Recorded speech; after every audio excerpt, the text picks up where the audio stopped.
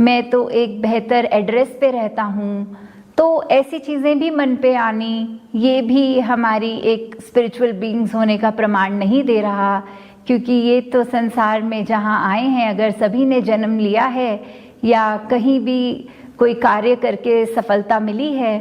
तो उस पे भी कोई एक हमारी अपनी पहचान का टैग लगना वो नहीं ज़रूरी, क्योंकि ये शरीर तक ही यात्रा शरीर की सीमित इस संसार तक रह जाएगी जब तक सांस हैं, और जब सांस खत्म हो जाएंगे तो फिर अगर इस परमात्मा का बोध हुआ है आत्मा का, तो उसके बाद उसको पता है किसमें जाना है, किससे आए हैं।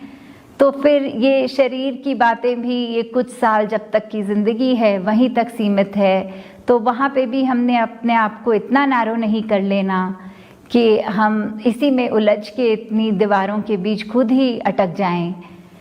तो आगे जहाँ तीसरे प्रण की भी बात होती है कि किसी के खाने पीने रहन सहन पे हमें नफ़रत नहीं करनी है, कि कैसे कोई व्यक्ति अपने कल्चर के हिसाब से कोई चम्मच से खाता है, कोई चावल खाता है, कोई कुछ प्रेफरेंस रखता है खाने में, तो क्योंकि वो हमारे साथ हमारी जैसी सेम मेंटालिटी नहीं रख रहे, हमें एक ऐसा मन में भाव आने लगता है ये हमसे अलग हैं और शायद हम ही ज़्यादा श्रेष्ठ हैं।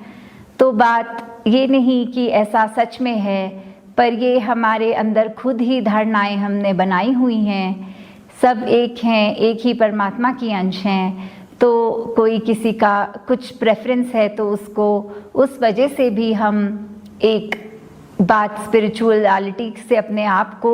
पीछे कर लेंगे अगर हम ये सोचेंगे कि वो हमारे जितने इक्वल प्लेटफॉर्म पे नहीं हैं, हमारे जैसे नहीं हैं, क्योंकि हर एक में हम जब अपना अक्स देखेंगे, हर एक में परमात्मा देखेंगे, तो ऐसी वेरिएशंस हमें फिर दिखेंगी ही नहीं, कोई हमसे अलग खुद हमें दिखेगा ही नहीं। तो यहाँ चाहे खाने पीने की बात आई